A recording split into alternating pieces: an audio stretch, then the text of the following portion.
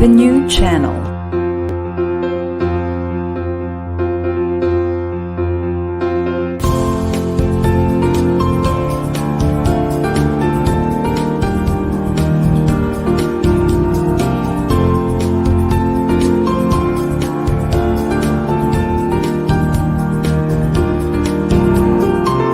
The new channel. Hashtag TNC Now.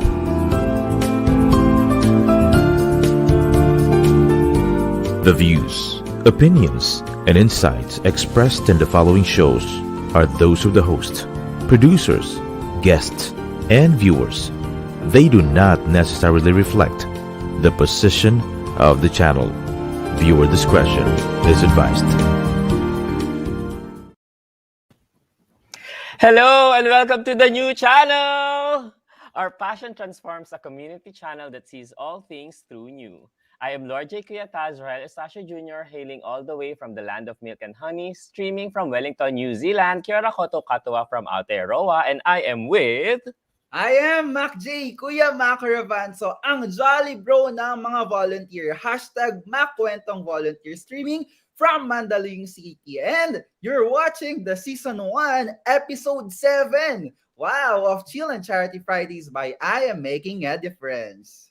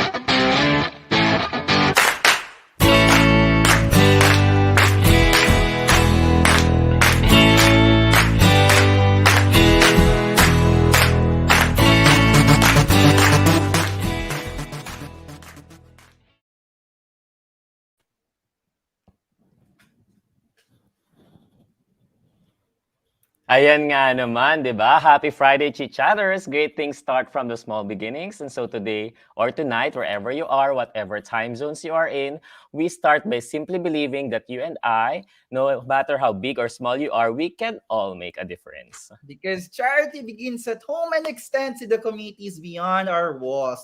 Cheers and welcome to the 7th episode of Chill and Charity Fridays by I Am Making a Difference, or simply Chicha Fridays by I Am Mad on TNC, where we talk about love, living, learning, and of course, the magic of volunteerism. Yes, and at Chicha Fridays, we believe in the power of the simplest smiles that can lighten the mood and the smallest acts of kindness that can brighten the world.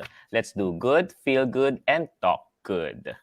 Okay, so for those who have just tuned in, join us every Friday at 6:30 p.m. PST as we make the start of your every weekend lighter and livelier with the civic engagement conversations that go far beyond politics and chismes. You're watching Chicha Fridays by I Am Mad para sa masayang bayanihan, chill na talakayan, charity, at kulitan. Chi-Chatters, Mac J, mad ka na ba? Mad Mad na! Yay! Ayan, ilang days na. It's 71 days. Ayan. 71 days. Lord J, 71 days na lang, Christmas Before na. Kaya Christmas. naman, Totoo. diba, nakipansin mo ba, sobrang Christmas na yung background ko dito. Oo nga, kailangan ko mag-catch up. Yes, kailangan din namin ng Christmas decoration. Sobrang exciting, no? Magpapasko na naman ulit. And we would like to thank Tita Apple Esplana Manansala, Chief Executive Producer of TNC, and her production and technical team. I Am Mad Content Creators team, Ruth, Mako, Wino, Oyam, Sarah, and the rest of our Js, our madmates, volunteers, and friends all around the world. Yeah, Diba, so, Maki? tama yan. And we encourage our audience, mga madlang viewers and listeners, our chi-chatters to share this live stream, comment, write, or any message, questions, reactions, shoutout, and tell us where you're watching from. Yes, kung saan man kayo naroroon, napadpad, or kung saan man kayo nanonood, makipag-interact kayo sa amin para naman masaya tayo yung Chicha Fridays natin, Oo right? nga. But Sobrang exciting. before anything else, just a quick update on our Bida Eskwela Year 2 fundraising implementation. So far, 32 school beneficiaries have fully completed their Wow. implementations. And here are the latest updates. Through our Bida Eskwela initiative, we were able to support Biyaan Aita Integrated School, an indigenous community from Mariveles, Bataan, in launching their Tribu Ko, Aklatan Ko Home Learning Space project. And the said project will help the learners, especially the younger tribe members, to enhance their literacy and numeracy skills. Wow, hindi Diba? lang yan, Lord J, in partnership with Amazing Grace Foundation in Australia. Wow, sobrang worldwide natin. You were able to help Kaigin Bayanihan Elementary School in Maykawayan, Bulacan in purchasing materials for the painting and steel matting of their school building under repair. So the project also includes yung restoration of their office tables and classrooms and repainting of their school concrete signages. Yes, kasi nga, iba't ibang schools, kung ano man yung pangailangan nila, yun yung tinutulungan nating ma-provide, right? And Bida Eskwela likewise was able to assist the academically challenged learners from kindergarten to grade 1 of Sagmone Elementary School in Bayugan City, Agusan del Sur to have 30 wireless speakers and 30 flash drives to supplement their learning other than their printed modules. Diba? Hindi lang yan, Kuya Taz. Lord J. Ayan na, mali na naman. At magagalit na naman si Wino sa akin. Lord J. Kasama ng ating partner or yung ayuda. Kasama rin ako physically when I went home in Zamboanga. We were able to provide Don Gregorio Evangelista Memorial School in Zamboanga City with 9 boxes of bond papers or 70 reams each for printing modules for their students. Yes, and hopefully makapag-print sila ng maraming modules because of that, no? And finally, we were able to provide for the 70 struggling readers/learners of Mabinit Elementary School, one of our last mile schools located at the foot of Mount Mayon in Legazpi City, Albay, with school supply kits and storybooks as part of their Bigada Pagbasa program to improve the basic and functional literacy level of the kinder to grade 6 learners. Furthermore, the school is in coordination with the SK Council of their barangay to provide volunteer tutors for their chosen learners. Ayan. So if you want to know more about Bida Eskwela updates and actual proceeds, so you can just check out bit.ly/Bida Tracker or visit our Facebook page at I Am Making a Difference for more details. Yes, naka-flash yung mga URL namin dyan sa baba. Ayan. At kaya naman, with hearts full of thanksgiving and for the nth time, from the bottom of our hearts, from Bida Eskwela core team and from all of us in I Am Mad, we say madaming salamat po to our partners, donors, including the new channel, of course, our volunteers and friends. You are all part of this success. To God be all the glory. Ayan, 'di ba? Hindi lang, grabe ang dami nating updates Parang ang tagal nating updates. And on that note, Kuya Taz, Lord J, we are also launching today yung ngayon on the new channel, our latest Insti or thematic ad inspired by Maging Bida or yung official song ng Bida Eskwela natin, which is now available on Spotify. And syempre, andyan yung concept and copy by Wino, tapos voice over by Big J. Yung nakakamiss si Big J, So let's stay hopeful, determined, and empowered to help each other during these times and maging bida para sa iba, maging bida para sa isa't isa, at maging bida sa pagbigay ng pag-asa. Ayan. Let's all watch this. Hindi madali ang pinagdaraanan ng ating mundo. Hindi madali ang pinagdaraanan ng bawat Pilipino. Hindi madali ang humugot ng pag-asa sa panahong lubhang nakababahala. Ngunit sa kabila ng lahat, piliin mo pa rin na ang mga mata ay imulat. Piliin mo pa rin na ang kapwa ay sabay na iangat. Magbahagi ng tulong na nararapat. Hindi madali ang lahat. Ngunit anuman ang pinagdaraanan, nasa kamay at puso mo kung paano malalampasan. Maging bida para sa iba. Maging bida para sa isa't isa. Maging bida sa pagbibigay ng pag-asa. Maging bida sa pagbibigay ng pag-asa. Ang ang ganda. galing. Feeling ko ang pogi nung gumawa ng Ang video. galing. Tsaka ang ganda ng boses, yung modulation, ang ganda. Diba? Yes. Galing. And punta na tayo sa topic natin for tonight, Oo no, Mac nga, J? sobrang 10 minutes na tayo, Lord. Oo. Puro Eh, updates lang. ang ganda pala pag-uusapan natin. It's about Mhm. millennials as advocates. So we're going to talk about how millennials are dominating and transforming the world we live in today and interact with causes and social issues. And of course, pag-uusapan natin to with a guest na makakapag-provide ng experience or kung ano man na experience niya about this topic. Sino ba yan, Mac J? Sobra, Lord G. Sobrang excited ako tonight dahil sa guest natin. Kasi fina-follow ko siya sa TikTok. And Mhm. sobrang so I'm a fan. Ayan. So, tonight's special guest is an online content creator and a certified millennial tita. So, better known as Tita G on TikTok, who is a literal millennial and is a proud tita by heart. So, her content revolves around working millennial tita who navigates through life as an adult while keeping up with the younger, older, and everyone in between generation. So wag na natin patagalin kasi I know ang dami niyang gustong i-share at ang dami nating Mhm. matutunan sa kanya. So let's all welcome Tita G! Tita Andiyan na G. pa siya. Hello! Diyan ka ba? Yes, Hi! I'm here. Good evening, Lord J. Mac J. And I am Mad. Magandang Good gabi. evening and welcome to the show. And remind lang natin yung chit-chatters natin that there will be may mga pwede kayong mag-react sa mga sasabihin namin and all that. So mag-interact lang kayo with us and everything. Before anything else, pakilala muna tayo, Tita G, using our Getting to Know You or GTKY format. So yung mga Pero, Lord GTKY, G. go ahead. Sorry. Meron pa tayong dapat tanungin kay Tita J Oh, before. yes. Oo nga. Ayan, so eto, Tita G. Tita G. Mahalo na lahat. Ano ba yun? Gawin natin Interchange J para J na rin siya. Oo, Tita G. Mad ka na ba? Yes, Mad na. Love it! Okay. Ayan, punta na ulit tayo sa pagpapakilala. Sorry, na-miss ko yun. Okay. So, ang tatanong namin sa'yo through our GTKY format is your full name or nickname, where you from, and kung saan ka ngayon, currently, and what keeps you busy nowadays. Okay, so I'm known as Tita G. So the G stands for Grace. So I'm Grace ko.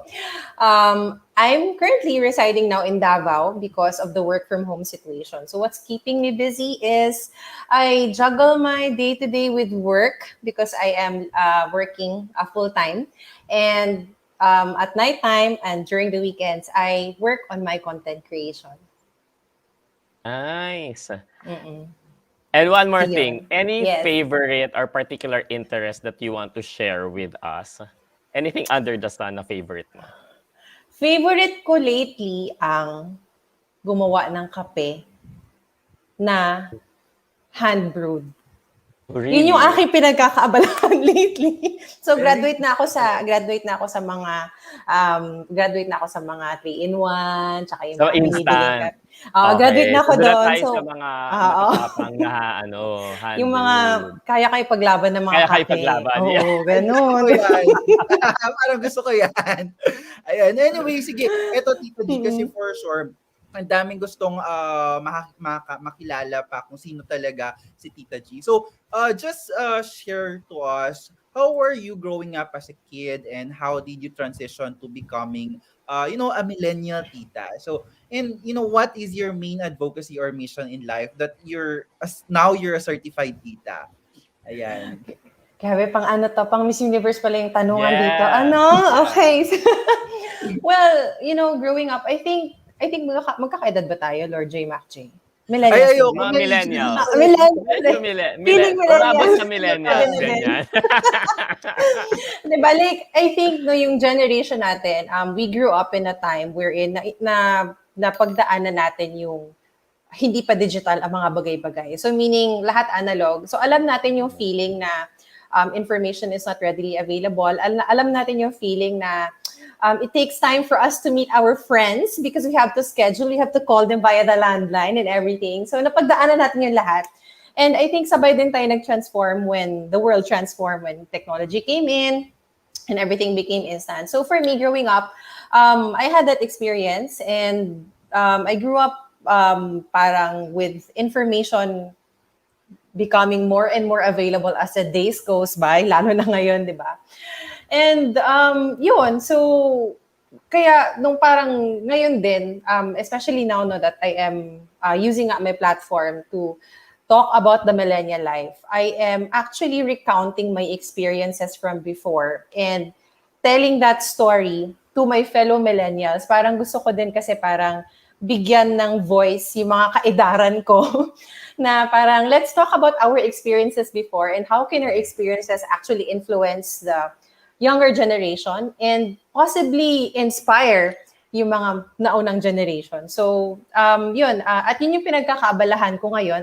Yung second question ni Mac is, ngayon na parang certified tita na ako, actually, in-embrace ko din yun while a lot of people are parang sini-stereotype nila pag tita ka, masyado ka ng tumatanda ka na or parang hindi ka na bagets. But I'd like to look at it as something na parang I am actually embracing because with my pagkatita, I also bring with me that experience and the learnings from my younger years, and I can actually use that so that I can help inspire more people to actually learn from my experiences. So, yun.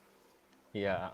Mag-agree talaga ako na masarap talagang balikan yung mga experience natin na sobrang ibang-iba na ngayon, di ba? Like, we couldn't imagine kung gaano kabilis and gaano karaming information yung like information overload yung makikita natin ngayon. Dami-daming platforms din. And masayang balikan yung mga simpler side of things ng mga bata-bata pa tayo and everything. And i-compare sila and bigyan ng light or kumbaga bigyan ng idea rin yung mga younger generation ngayon, di ba, about our past experiences. Nabanggit mo nga ngayon na ini-embrace mo na yung pagiging tita mo talaga, like official tita.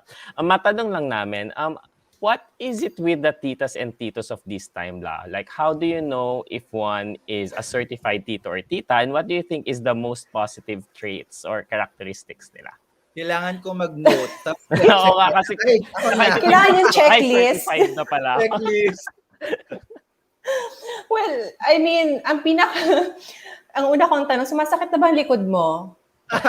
Kasi kung sumasakit ang likod mo, welcome to the club. Kasi pag sumasakit ang likod mo, meaning marami kang ginagawa, busy ka at marami kang pinagkakaabalahan na iba't ibang bagay, di ba? So, ako kaya sabi ko, okay, fine, sumasakit yung likod ko, that's a sign of being a tita. But I think that also says a lot about me doing the things that I would want to do and things that I am parang things na gusto kong ma-achieve sa buhay. So, in terms of ano ba yung signs na talagang ikaw ay isang tita or tito? Well, for me, di ba sabi nila, may time in your life na nagta-transition ka to adulthood. Di ba sabi, oy, adulting. Kasi ngayon mas aware na ako sa finances ko. Ngayon mas conscious na ako sa relationships ko, sa timing at goals ng buhay ko. Pero ngayon na tita or parang feeling ko nandito na ako ngayon, graduate na ako doon. Kumbaga tapos na ako sa adulting, adult na ako. Right. Parang sementado na yon na parang adult na ako, di ba? So, yun, parang, and yun nga, I think as you grow older, you also become more conscious of the things that you would want to prioritize. Isa nga sa mga stereotype na sinasabi nila na ba parang, in our society now, sabi nila when you reach a certain age, like dapat sabi nila pag 28 ka, kailangan may asawa ka na, may anak ka na, successful yung career mo, masayang-masaya ka na sa buhay mo. And I'm like, wait, wala pa akong na-achieve sa mga standard ng society na yun eh. Pero I'm actually okay with that because mas conscious ako ngayon sa kung anong gusto kong mangyari sa buhay ko. And I think yun yung realities ng you being an actual adult, parang mas confident ka or parang mas kampante ka sa mga desisyon mo sa buhay. And as long as you're working towards your North Star, then I think okay lang, your own time. Yeah, sobrang nakaka-relate ako dyan. Like kapag di ba, may mga reunions, kapag uwi ka sa province, lalo na tayong mga taga-province, bigla yung mga tita at tito mo, okay lang ka mag-aasawa, sino girlfriend? Ang daming tanong, Diyos ko. Anyway.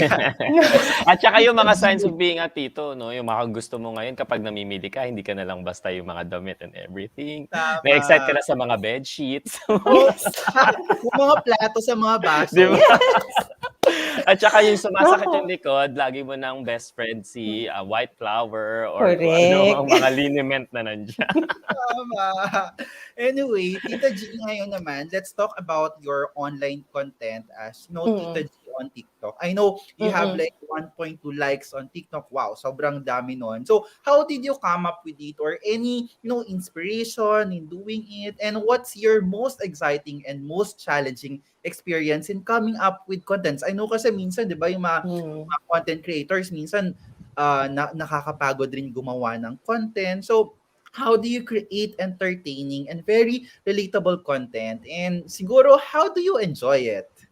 Okay. Well, grabe. Thank you so much for the kind words. So, actually, my content as Tita G, it revolves around the working millennial tita. So, parang I wanted to create a persona that's actually based on what I am going through at this point in life. So, yung attack ko din sa content ko is I wanted to be very much genuine and relatable to my fellow titas and titos.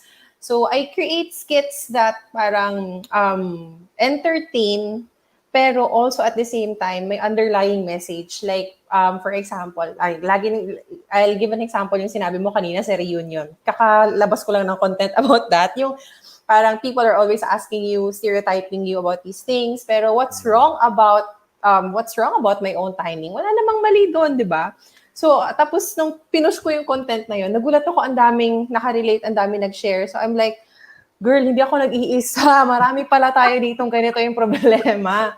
So, I love that I'm able to connect to my fellow millennials, no, and actually create content that resonates to them. Kasi yun nga, parang I would want to be that friend na hindi kayo nag-iisa dito. What you're experiencing, I'm also experiencing. So, yun yung pinaka-enjoyable for me actually. Kapag nakuha ko yung isang message that I would want to share to my audience and my audience resonates to that, yun yung parang pinaka-masayang feeling for me actually. Kaya yun yung inspiration ko when I create content.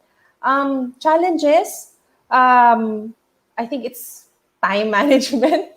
Kasi I mentioned earlier, I'm working full-time. So, of course, syempre, may responsibilities tayo sa real life. So, may mga times din na parang hindi ko kayang ibigay yung time ko sa content creation. So, and parang it's so easy kasi to get pressured. Ako, inaamin ko, nape-pressure ako when I push out content. Or, parang sabi ko, hindi na ako masyado as active. But na-realize ko din parang ayoko rin naman na yun lang din yung motivation ko na parang kaya ako nalalabas ng content kasi nape-pressure ako. I mean, at the end of the day, it's really what's my intention, di ba, when I push my content. And as long as nagagawa ko naman yun kahit hindi lagi, I think I'm okay with that. So, yun lang talaga. Kasi, di ba, sa dami ng ginagawa natin talaga sa buhay, minsan, kailangan natin mag-prioritize. So, I think yun talaga, time. Time is gold for all of us. Yun yung Yeah. pinaka-challenge ko. Yeah. True, I think nakaka-fulfill talaga kapag alam mo maraming nakaka-relate dun sa mga content na nilalabas mo. And totoo, yung oras talaga kung saan mo ilalaan, especially at this age na ang daming mga platforms and information all around na kumukuha ng attention mo.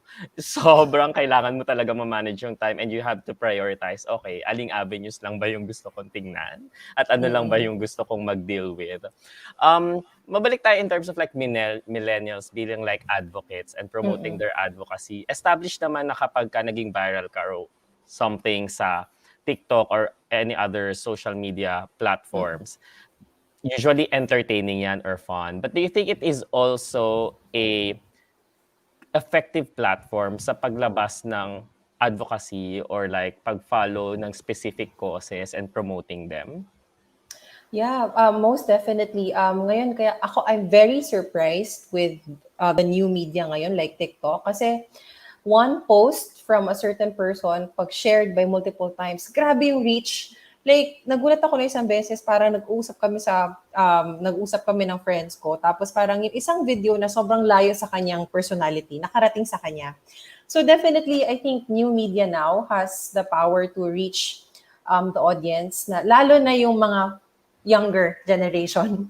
Kasi nagjo-joke nga kami sa aking work, parang sabi ko, paano ba natin ma-reach ngayon yung mga mas bata? Kasi parang wala na sila sa Facebook, Wala na sila sa Twitter. Parang ngayon nandun na sila lahat sa TikTok or nasa ano yung ginagamit pang stream ng games. Parang nandun na sila ngayon. So as someone who has influence or someone who has a following, I think we are also all responsible to use our voice to support causes that is aligned to our values. So ako, for example, when I push out my content, laging dumadaan yan sa 2-3 kong friends. Pinapacheck ko muna parang gusto ko lang double check sa inyo kung yung content ko ba ay ayos ba, hindi ba to nakaka-offend, align ba to sa ating values as as tayo.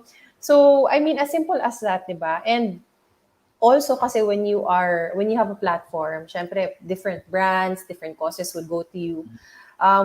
We also have to be conscious kung sino ba yung mga pinipili natin na bigyan ng exposure sa ating channel. Lalo na ngayon, alam natin yan, mapa-religious, mapa-political, di ba? Or mapa-civic causes yan. So, I guess ultimately it boils down kung ano yung values mo din as a person with influence. At yun nga sabi nila, give clout to those people who deserve clout or to those causes that deserve clout. Kasi nga, clout is parang ngayon lahat ng tao gusto ng attention, lahat ng brands gusto ng attention, di ba? Pero let's also be responsible to also give it to those who deserve that clout. Yeah, ang galing. Actually, yun nga rin kasi parang as millennials din, we become very responsible on what to promote, and given the platform, we really use it to inspire and influence more people. So, Tita, kasi I know marami pa kaming gustong questions na tanungin sa'yo. But since we lack time, siguro ito yung last and final question namin. So what's your, mga valuable realizations or learnings? And isama na natin yung advices on, those who wants to use their platform in and taking advantage in their platforms and yung popularity nila with causes and social issues na gusto nilang i-push pa. And siguro final message mo na rin sa mga nanonood. Ako, I believe that no matter how big or small your platform is, as long as you believe in a certain cause, then by all means use your voice. Mapa 100, mapa 1,000, mapa 100,000 followers ka man on Twitter, TikTok, Facebook. If you really believe in a certain cause or certain advocacy, then by all means, use that. Kasi that one follower or those 100 followers will definitely hear from you, and di mo alam kasi kung ilan doon yung magre-react. Pero at least alam mo nakarating yung mensahe mo. So, use your voice. As millennials, I think we are in a very good position to influence those who are younger than us, and at the same time, kalabitin yung mga mas older than us, and possibly inspire them with how we fight for our causes and fight for what we believe in. So let's use that power, and I think may gift yung mga millennials kasi nga nag-transition tayo, so alam natin paano yung from an analog to digital. So we let's use that parang advantage, diba? So that we get to amplify causes that we believe in. So yun, and sabi ko din, lagi ko sinasabi na parang ano mang edad mo, bata ka man or mas tumat or elder millennial ka man, by all means, kung gusto mong i-pursue yung pagiging content creator mo or use that influence of yours, I think age is really just a number, cliche as it may sound. So don't let that stop you. Go for it. Grabe. Gusto ko yung sinabi ni Tita G, Lord J, yung your voice is a power. And diba, we all have that power. Like ako rin kasi ito na yung takeaway ko actually. Whenever I give talks, may target ako na sana, depende yan kasi yung sinabi nga ni Tita G na kapag isa lang yung follower mo or isa lang, diba, 100 or millions yung nakikinig sa'yo, okay lang yung as long as na-relay mo yung gusto mong message na maparating sa kanila, okay na yun. Kasi whenever I give talks, ang target ko doon, kahit isa lang talaga ang ma-inspire sa kwento ng MAD, okay na ako. I mean, I did my job. And I think yun rin yung yun yung gusto iparating ni Tita G sa atin, na kahit na hindi milyon-milyon, yung nagfa-follow sa'yo or nakikinig, basta may isa kang ma-inspire kesa sa ilang taon man yan, bata or matanda or millennial, then that's already a power, di ba? Yeah, ganda. Ako naman ang key takeaway ko is embrace the call of the times. Minsan nape-pressure tayo, bakit parang ang bilis-bilis lumipas ng oras sa panahon? Kailangan natin siyang i-embrace. Ganun talaga, tuloy-tuloy yung mundo, maraming nagbabago, maraming nangyayari. And follow your timing. Sabi nga ni Tita G kanina, maraming pressure yung society in terms of standards na kung kailan mo dapat, at what age ka dapat maging ganito, maging established, i-follow your own timing kasi iba-iba pa rin yan sa tao. Meron sigurong standard yung society, hindi mo kailangan magpa-pressure at hindi mo kailangan sumunod. Diba? Galing. Katuwa naman yung mga inputs. Bago ka namin pakawalan, Tita G, meron pa tayong isang surprise gimmick segment and fun segment na lagi namin piniprepare para sa aming mga guests. Pero before tayo pumunta doon, hindi ko nakakalimutan this time, tatanungin ka muna namin. Chit Chatters, Tita G, mad ka na ba? Yes, mad na. Yes! Okay. So, ito, matetest yung millennial wits nating tatlo. Hindi ako nag-prepare dito para fair. Kasama ako. Kasama tayong tatlo. So, Competitive. isi-spell natin yung word na millennial. Ang hirap na. Isi-spell natin yung word na millennial. Tapos, bawat letter, iikot lang sa ating tatlo. Mag-iisip tayo ng any word na related sa mga napag-usapan natin ngayon. Any word or phrase na nagsisimula dun sa letter na yun. Okay? Okay. So, matetest yung ating thinking caps at ang wits natin dito. Start na tayo sa'yo, Mac J. Start tayo sa'yo, Mac J, kasi letter M yung una eh. So, letter M. M, mapagmahal. Okay. Tita G, ikaw, letter I. Intelligent. Okay. Ako, letter L. Leave the times. Ikaw na, Mako. Double L yun, so letter L ka ulit. Loving. English ng mapagmahal. Loving. Tita G, letter E. E, empathetic. Yeah, mahalaga yan, empathy. It's a very important value nowadays. No? Ako, letter N now. Kailangan pahalagahan natin ang ngayon. Ang daya mo, naka-prepare ka, Lord. Hindi ako naka-prepare.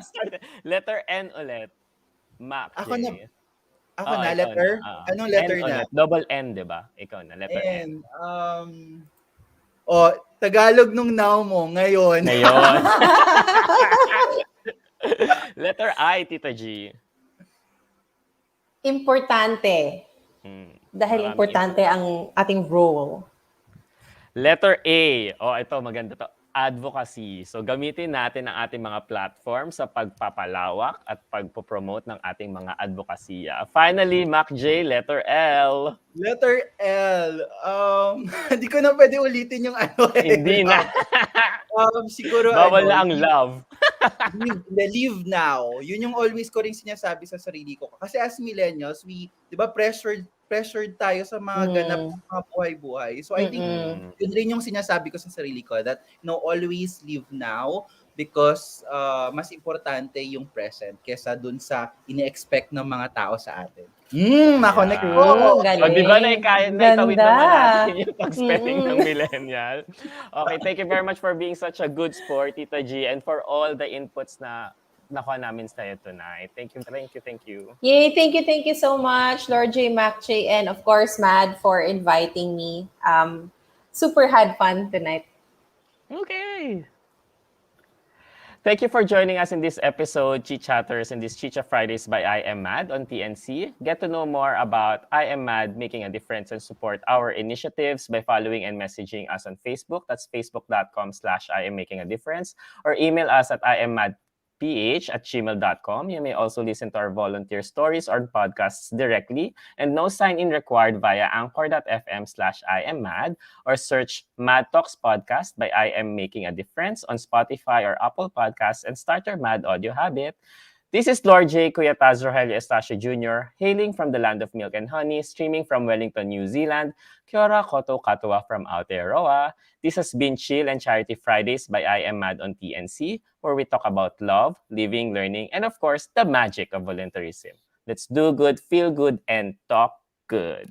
And remember, charity begins at home and extends to the communities beyond our walls. So join us again next Friday at 6:30 p.m. Philippine Standard Time as we make the start of your every weekend lighter and lovelier with civic engagement conversations that go far beyond politics and chismes.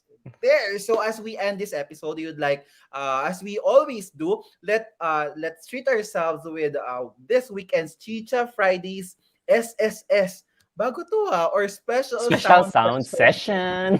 So, ayan, I think bago to, ginawa to ni Vino. Ayan, hindi ko to nakita. Okay, so chillax and watch and listen to an original song by iconic French singer Edith. Ang hirap naman nito. Ba't napunta to sa akin? Piaf. Edith Piaf with popular version by Louise Armstrong. Here's an actress, theater player, voiceover talent, a ukulele and guitarist, and a freelancer model, Jonna Basanta for her rendition of French song La Vion Rose. Ang hirap naman! Or Life in Pink in English. So Life in again, Pink, I yes. am Mac J, Kuya Macaravan. So ang Jolly Bro ng mga volunteer, hashtag Makwentong Volunteer, streaming from Mandaluyong cities. This is Chicha Fridays by I Am Making a Difference para sa mas masayang bayanihan, chill at talakayan, charity at kulitan, Chichatters, Lord J! Mad ka na ba? Mad na! Ay! Paano Bye! panoorin ito? Nahirapan akong i-pronounce. So panoorin natin ito, guys.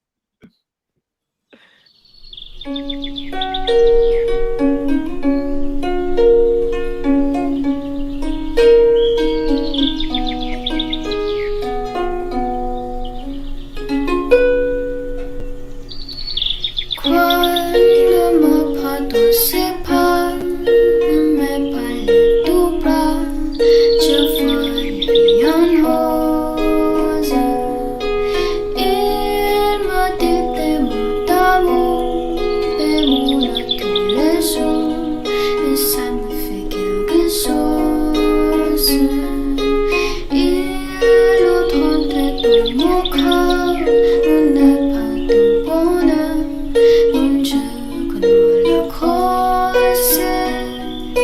C'est lui pour moi, pour lui donne la vie. Il m'a dit la journée pour la vie. Il te donne besoin, alors c'est pour moi.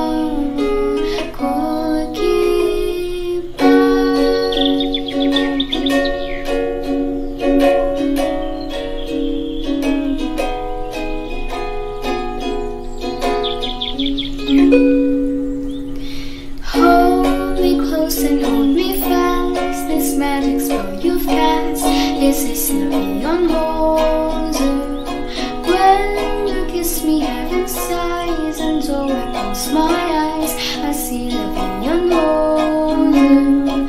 When you press me to your heart, I'm in a world apart, a world roses bloom. And when you speak, angels sing from above. Every word seems to turn into love songs. Give your heart and soul to me, and life would always be lovely.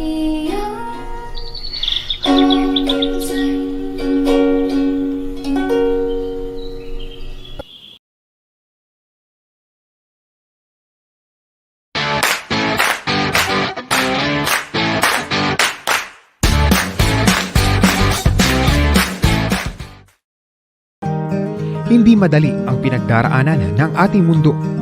Hindi madali ang pinagdaraanan ng bawat Pilipino.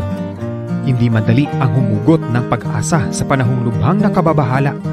Ngunit sa kabila ng lahat, piliin mo pa rin na ang mga mata ay imulat. Piliin mo pa rin na ang kapwa ay sabay na iangat. Magbahagi ng tulong na nararapat. Hindi madali ang lahat. Ngunit anuman ang pinagdaraanan, nasa kamay at puso mo kung paano malalampasan. Maging bida para sa iba. Maging bida para sa isa't isa. Maging bida sa pagbibigay ng pag-asa. Maging bida sa pagbibigay ng pag-asa.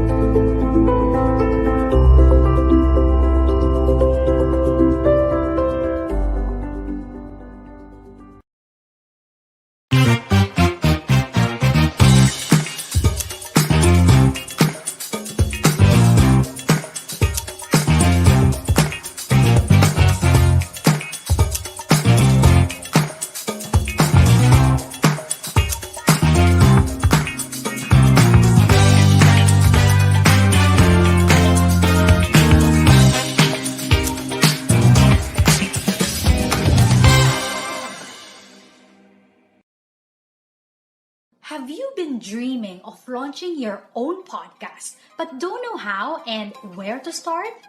Let ValuePod Productions podcast editing and management services help you effortlessly launch, syndicate, and grow your podcast. Message us at facebook.com/ValuePodProductions. ValuePod Productions podcast editing and management services, humanizing personal connections through podcasting.